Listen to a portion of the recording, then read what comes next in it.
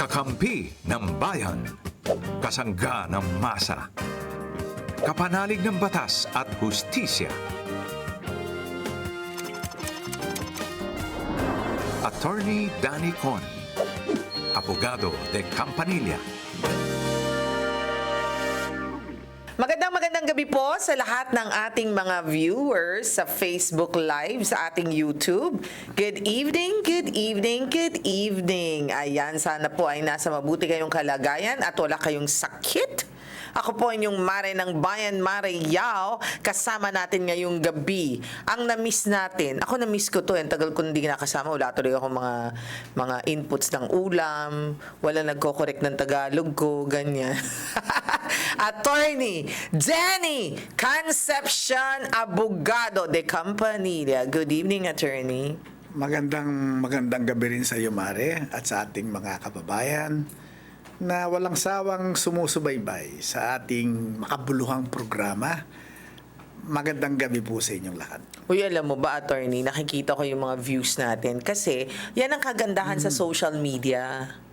Kasi sa social media, pagka kunwari kahit natapos na yung napanood mo na, tapos gusto mong i-recap, gusto mong balikan, makikita mo. O kung kunwari hindi mo napanood, dun sa mismong thread ng TVUP, ikiklik mo lang din siya, mapapanood mo ulit. So yung views, kahit pa paano makikita mo, talagang meron talagang gustong matuto ng batas. Hindi kagaya nung araw. Hindi katulad nung araw. Black and white eh. Magre-record ka pa. Diba? Black and white eh. Kasi pag hindi mo na napanood sa live, kung hindi mo na i-record, wala kang babalikan. Wala na. Pero ngayon, mababalik at mababalikan mo yan. Ang tanong ko sa'yo, ano ba ang pinaka-paborito mong TV show nung unang panahon? Sige. Nako, parang wala yata kasi wala kaming TV. Wala kayong TV? Wala kaming TV. Kahit black and white? Maski black and white, wala. So ano, nakikinood ka lang? Sa kapitbahay. So nakikidungaw ka? Oo. So kung ano yung panonoorin nila, wala kang magagawa. Sabi ko na nga ba? At saka siguro nakikilanghap ka rin ng ulam. Well, kasi pag binuksan nila yung bintana, tapos na silang kumain. Natatakot baka may sumisilip na isang tao dun sa bintanilya nila, So, di ba? bubuksan nila yung bintanilya nila kasi siyempre mainit. Oo. So, kinakailangan nilang buksan. Ngayon, may barandilya naman yung bintana nila. Oo. So, di para kaming mga unggoy, nakasabit kami ron sa barandilya. Oo. Meron kaming tuntungan na mga bangko. Oo. Okay, nakaganyan kami dun sa barandilya.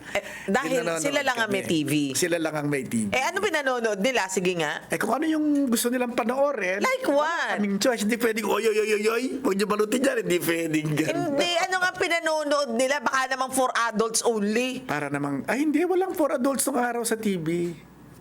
Di ba? Walang puro for general patronage. Ganyan. Anyway, iba na talaga noon, iba ngayon, di ba? Dahil ngayon, tingnan mo, nakaka-text sila. Nakakatawag, di ba? Ano mga numbers yan? Well, pagka nga ang number natin, 0954-310-0331 kung Globe at 0961-770-8807 kung Smart. Anyway, so anong hindi mo makakalimutan na TV show na napanood mo sa kapitbahay? The Landing on the Moon. Talagang yon, yung kapitbahay namin, kasi nasa dyaryo Yung televised si Neil Armstrong? I think Apollo 11 yata. Nga, si Neil Armstrong ba yan? Hindi, Sa moon siya Sa moon. The first landing on the moon. Kaya nga, siya ba madaling yun? araw yun. Bakit ka nandoon sa bintanilya nila na madaling araw? Kasi nga, naka-advertise yun, may advertisement. Big deal. Na i-air nila live yung footage nung landing on Kasi the moon. Kasi mag-high si madaling araw yun. So, kinakailangan namin gumising at yung aming kapitbahay na may TV, gumising din. Binuksan din niya yung kanyang mainit bintana. Kasi mainit. Wala namang aircon. Kaya nga. Dapat kami nanonood. Ay, nakakatuwa. Pero inabutan mo talaga yun. Inabutan ko yun. Talaga.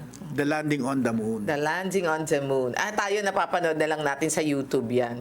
Di ba?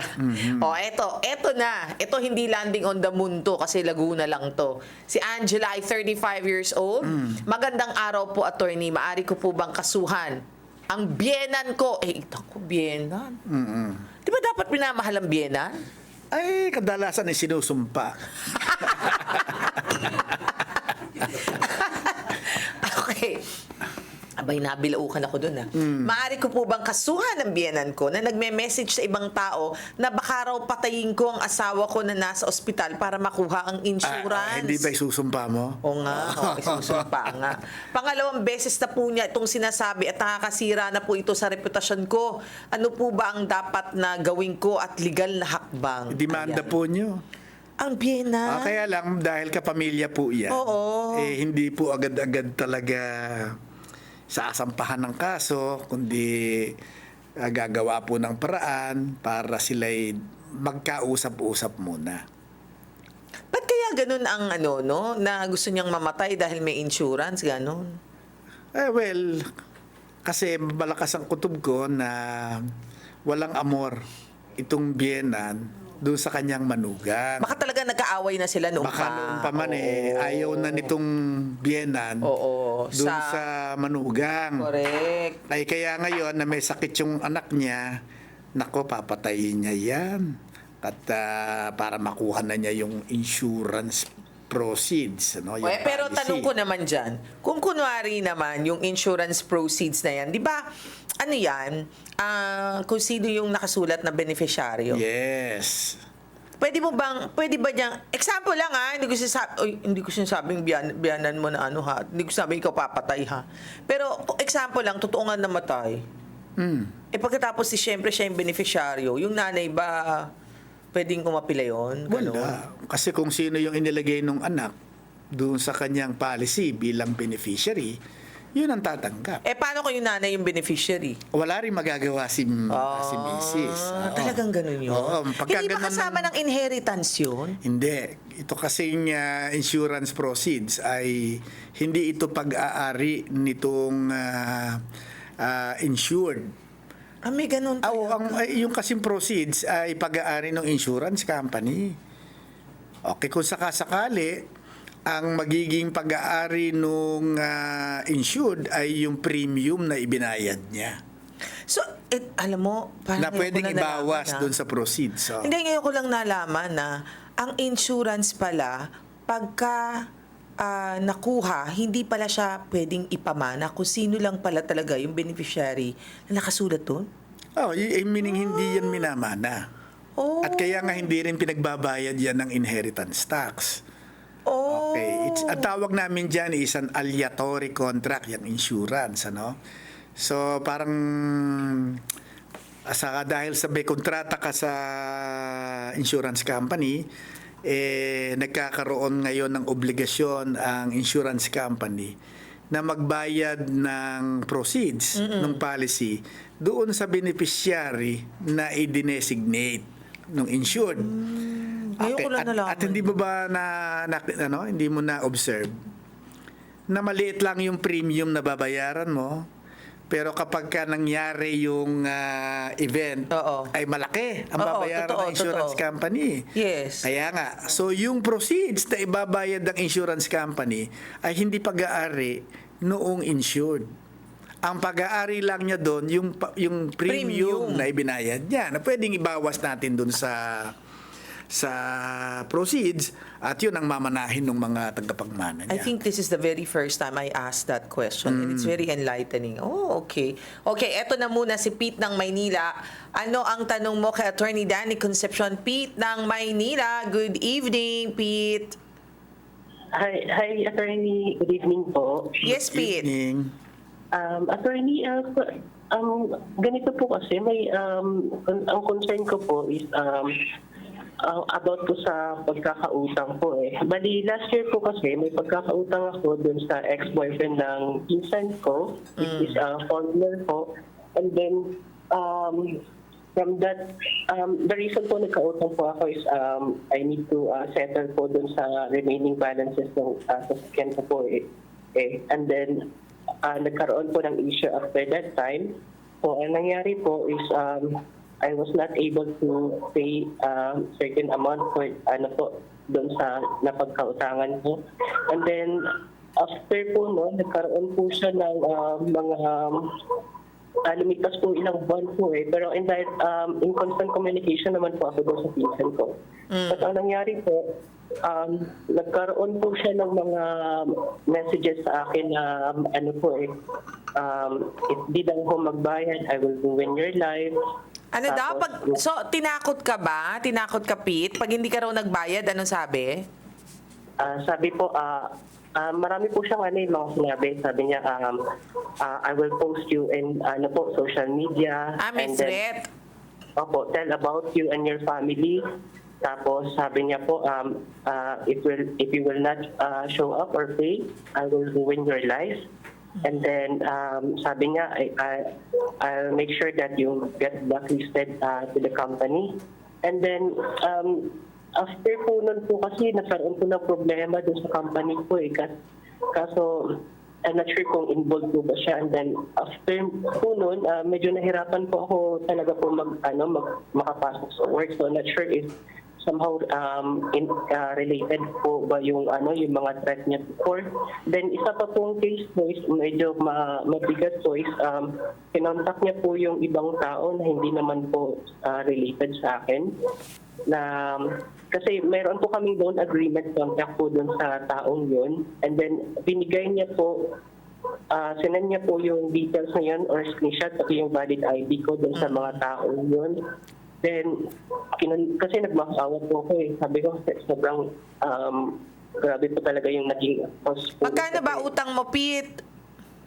Ano po yun? Yung sa contract po namin, attorney is 120,000 po. 120,000. So, anong tanong mo, Pete? So, ayun po, attorney. So, kasi medyo nahirapan po talaga ako na dun na po, medyo affected po yung trabaho ko po ngayon, pati yung buhay ko talaga. And question ko po is, pasok po ba yun sa Data Privacy Act, pati sa Cybercrime Prevention Act po yung ginawa niya po? Yan, So, attorney. May utang siya doon sa ex nung pinsan niya. Ngayon, ang nangyari naman, siya naman yung tinatakot sa text. At saka nagkakalat. Nagkakalat, oo. So, paano na yun? Ano ang utang? Ano itong gagawin niya sa mga pananakot sa kanya? Well, hindi kasi doon sa kaso doon sa kaso ng pananakot, kasi ang sinabi lang I will ruin your life. Yes. Okay. Baka po hindi ito mag-qualify kasi doon sa mga pananakot dapat ay bodily harm.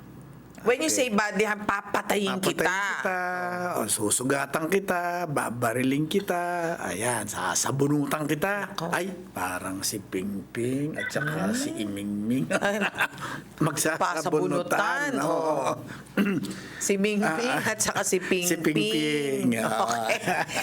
So kailangan meron palang words na harmful. Parang bodily harm, physical harm. Physical harm. Meron bang ganon, Pete? Wala nga. Wala naman po, attorney. Okay. Yun lang po sabi niya. I Sa will madal- ruin sa your madalit- life, okay. and I'll make sure that you'll get blacklisted po. Okay. At pangalawa, kapag ka ikaw ay sinabihan ng ganyan, I will ruin your life, tinitignan din ng batas kung ano ba ang dahilan at bakit niya ginawa ito. Pwede niyang sabihin kasi po ayaw magbayad kaya po ako din ay nagkakabay problema rin dahil hindi po ako binabayaran. Kumbaga parang may dahilan kasi parang siya. meron siyang valid naman na dahilan. Okay, para naman siya makapagsalita ng ganon dahil nga hindi Na-provoke din siya. Na-provoke siya dahil hindi nga siya nababayaran. Okay. So kung meron kang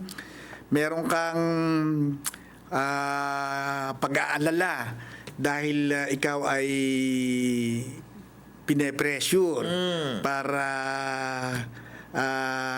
magbayad, Siya naman na pinagkautangan ay malaki din ang pressure sa kanya kasi Baka nga inutang lang din niya yun. hindi tayo sure. Ikaw nga, kung ikaw yung hindi binabayaran, Ay, hindi naku, ba ang sakit sa mape-pressure ulo, ka rin? Masakit sa ulo rin yun, Meron din siya kasing problema. Oo. Yun. Sa madalas sabi, doon sa, ang tingin ko, doon sa threat, medyo wala tayong wala tayong Maikakaso. may kakaso ron. Pero doon sa ipinagkakalat niya at sinisiraan ka, ayan ang tingin ko may kaso tayo dyan. Ano yun? Dapat ba merong tetestigo na, ay, oo, sinabi niya yan. Ayan, kaya Oo. yung kanila mga cellphones, kung nandun pa yung mga text messages So, pwedeng niya, screenshot yun as pwede, prueba. Yes, at magiging pruweba.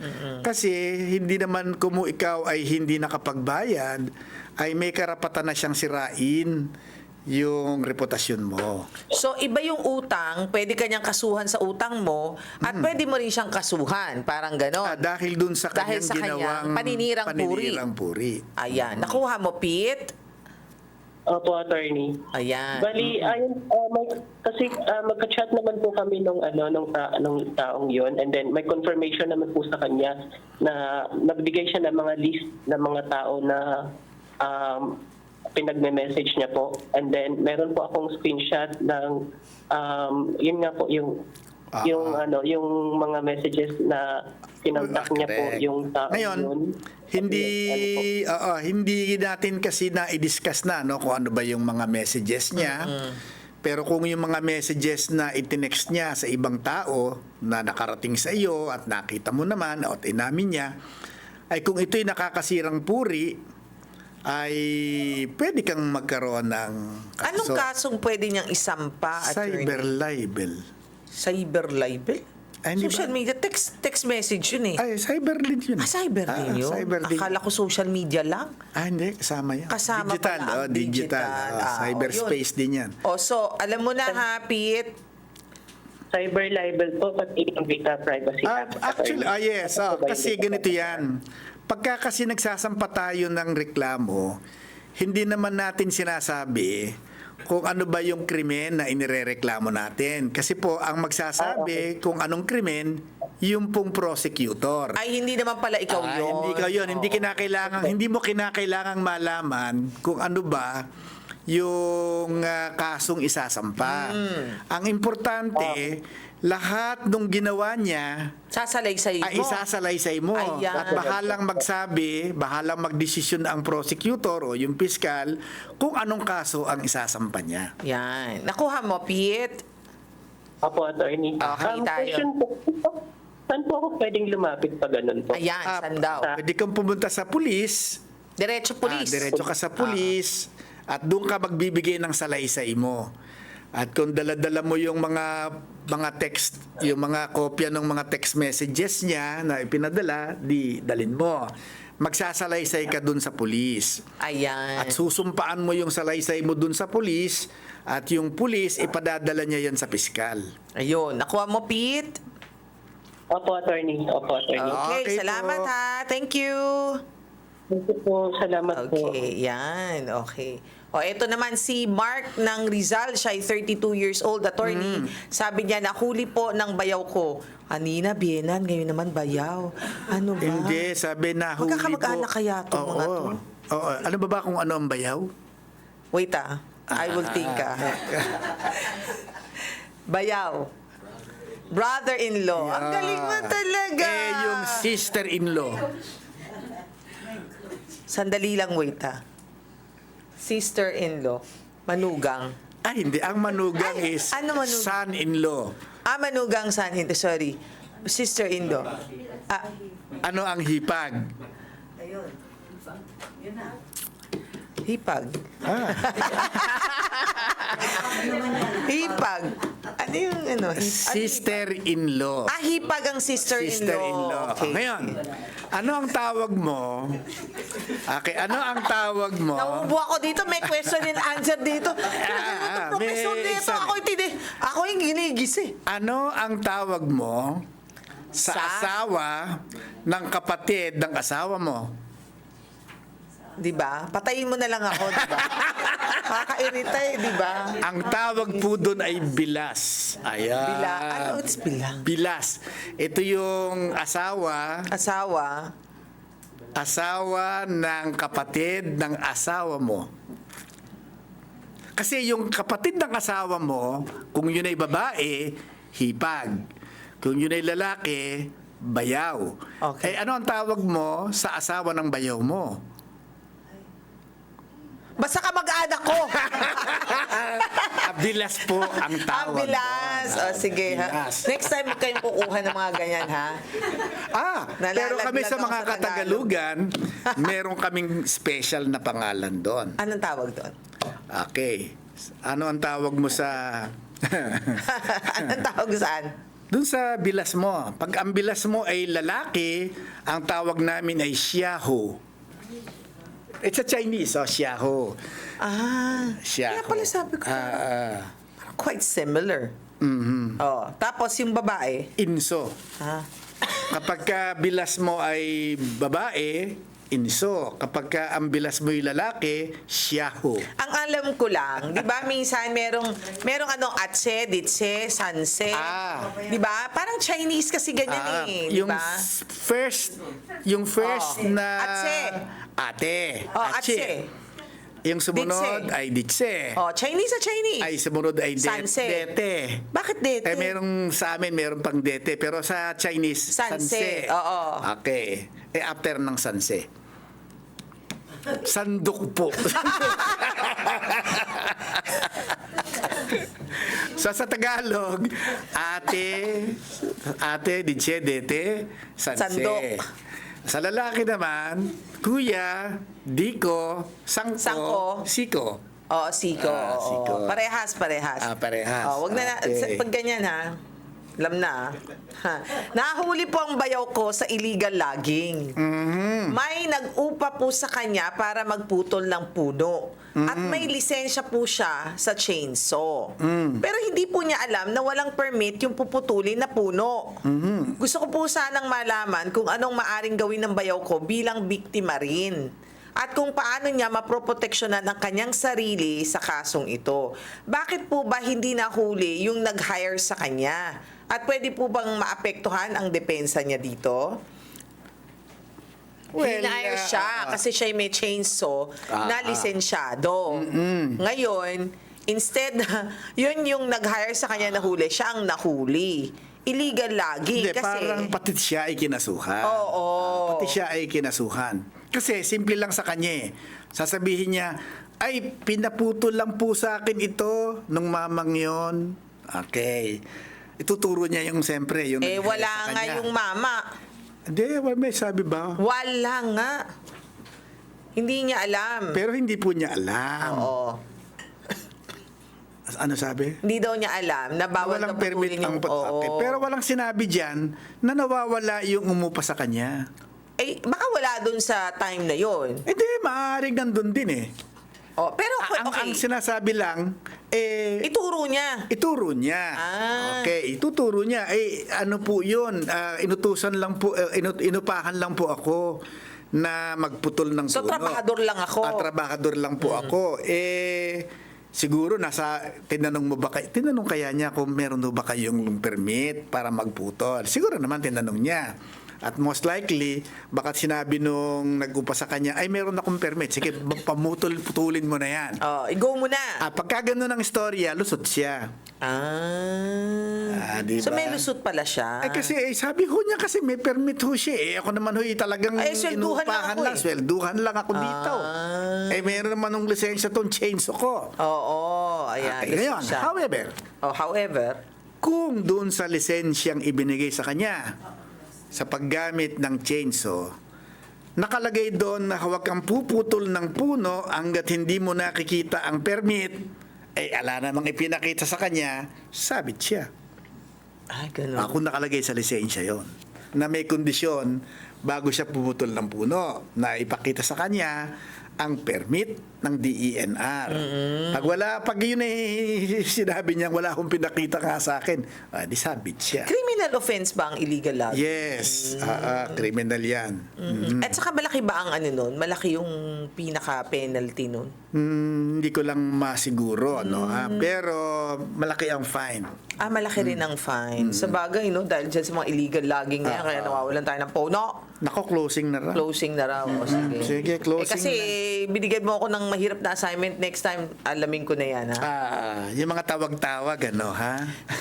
Mahina tayo dyan. Anyway, maraming salamat po, ha? At sana nako, ha? Marami kayong natuto sa Sanse, sa Sandok, at sa Ditse, at syempre sa Bilas at sa Bienan. Okay? Mahalin nyo ang inyong Bienan. Tama, mali. Tama. Oh. Dapat mahalin mong Tama, lahat. lahat. Mahalin mo ang kapwa mo. Ayan. Yun ang utos. Dahil kapwa mo, Mahal mo. at dahil po dyan, maraming salamat po sa inyong pagsama sa amin ngayong gabing ito. I'd like to say hi to Papa Jimmy, si Mama Trining, and Babe Mac Castro. Ako po yung Mare ng Bayan, Mare Yao. Ako naman po si Attorney Danny Con, ang abogado de Campanilla ng Bayan. Hanggang sa susunod po nating episode. Bye everyone!